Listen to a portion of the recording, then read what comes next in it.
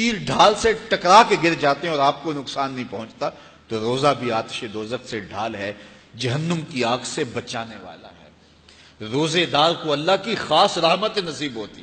ایک حدیث میں آتا ہے کہ روزے دار کو دو خوشیاں نصیب ہوتی ہیں۔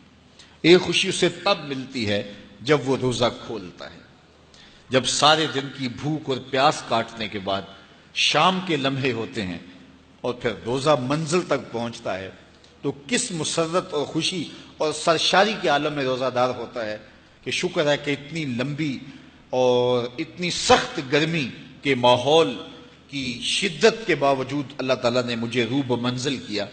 تو اس وقت ایک احساس اس کے ساتھ جڑا ہوتا ہے، اور پھر جب وہ ٹھنڈا اور میٹھا مشروب اپنے کام و دہن میں ٹپکاتا ہے اور وہ ٹھنڈا میٹھا مشروب اس کی رگوں کو تر کرتے ہوئے معدے کی طرف بڑھ رہا ہوتا ہے، اس کی زبان بولے نہ بولے دل اللہ کا شکر ادا کر رہا ہوتا ہے، اس کا ایک ایک عضو بدن رب کا شکرانہ ادا کر رہا ہوتا ہے۔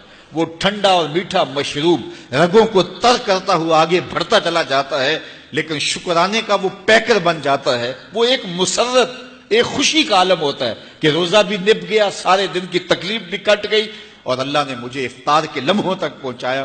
فرمایا روزے دار کو ایک خوشی تب ملتی ہے جب وہ روزہ کھولتا ہے، وَفَرْحَةٌ عِنْدَ لِقَاءِ رَبِّهِ، اور دوسری خوشی روزہ دار کو تب ملے گی جب روزے کے صلے میں اللہ اپنا دیدار عطا فرمائے۔ بنی آدم کے جتنے بھی عمل ہیں 10 سے لے کر 700 گنا تک اس کا ثواب اولاد آدم کو اس کا دیا جاتا ہے۔ جتنا گڑ ڈالو اتنا ہی میٹھا، تو بعض کو 10 گنا، بعض کو 70 گنا، بعض کو 100 گنا، بعض کو 700 گنا، تو 10 سے لے کر 700 گنا تک بندے کے اعمال کا صلہ دیا جاتا ہے۔ لیکن میرے حضور نے فرمایا لیکن روزہ جو ہے اللہ فرماتا ہے وہ میرے لیے ہے اور اس کا اجر میں خود عطا کروں۔ جب وہ خود عطا کرے گا تو کتنا عطا کرے گا؟ سخی اتنا بڑا ہو تو پھر کیا عطا کرے گا؟ بلکہ بعض نے اس کو عجزی بہی کی بجائے اجزا پڑھا ہے بصیغہ مجہول، کہ روزہ میرے لیے ہے اور اس کی جزا میں خود ہوں۔ باقی اعمال کی جزا جنت ہے، جنت کی نعمتیں ہیں اور بہت کچھ ہے، لیکن روزے کی جزا میں خود ہوں۔ اور جس کو وہ خود مل گیا پھر جنت میں مل گئی، جنت والا جو مل گیا پھر جنت بھی مل گئی، جنت کی نعمتیں بھی مل گئیں۔ تو روزہ اللہ کی خوشنودی کا ذریعہ ہے، اس کی رضا کا ذریعہ ہے۔ تو خوش نصیب لوگ روزے کی برکتیں حاصل کرتے ہیں۔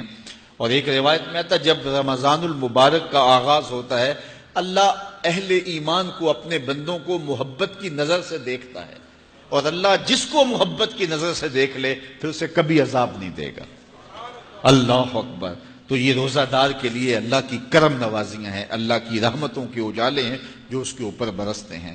تو میں اور آپ اس ماہ انور کو، اس ماہ نور کو اس طرح سے گزاریں کہ ہمارے اندر کے پاپ دھل جائیں، ہماری غلاظتیں گناہوں کی مٹ جائیں، ہمارا سینہ صاف ہو جائے، ہم اہل ایمان کے لیے کشادہ دل ہو جائیں، ہمیں جو ہے وہ جھوٹ سے، تکبر سے، بخل سے، ریا سے اور دیگر امور بد سے اجتناب کرنے کی عادت پڑ جائے۔ روزہ جو سکھانا چاہتا ہے ہم وہ اس سے سیکھ لیں، اور روزے کی برکات ضبط نفس کی صورت میں ہمیں نصیب ہو جائیں، تو ہم روزے کے بعد بھی، ماہ صیام کے گزرنے کے بعد بھی ایک نئی زندگی لے کر، ایک تازگی لے کر، ایک نور و روشنی لے کر کے جو ہے وہ معاشرے کے، اسلامی معاشرت کے ایک اہم فرد کی صورت کے اندر جو ہے وہ سامنے آئیں۔ تو اللہ اس ماہ صیام کی برکتیں ہمیں نصیب فرمائے۔ ہر سال مہینہ آتا ہے، گزر جاتا ہے، ہم پورا مہینہ بھوک کاٹتے ہیں اور پھر وہاں کے وہاں ہی کھڑے رہتے ہیں، تو پھر ہمیں سوچنا چاہیے، لیکن اگر تبدیلی آتی ہے تو پھر شکریہ ادا کرنا چاہیے۔ آج کی اس تاریخ میں ہم عزم کر کے اٹھیں کہ ہمارا یہ ماہ صیام ہماری زندگی میں ایک سنگ میل ثابت ہوگا، اور ہم ایک نئے باغپن کے ساتھ، نئے عزم کے ساتھ یہ مہینہ گزاریں گے اور ضبط نفس سیکھیں گے اس مہینے سے۔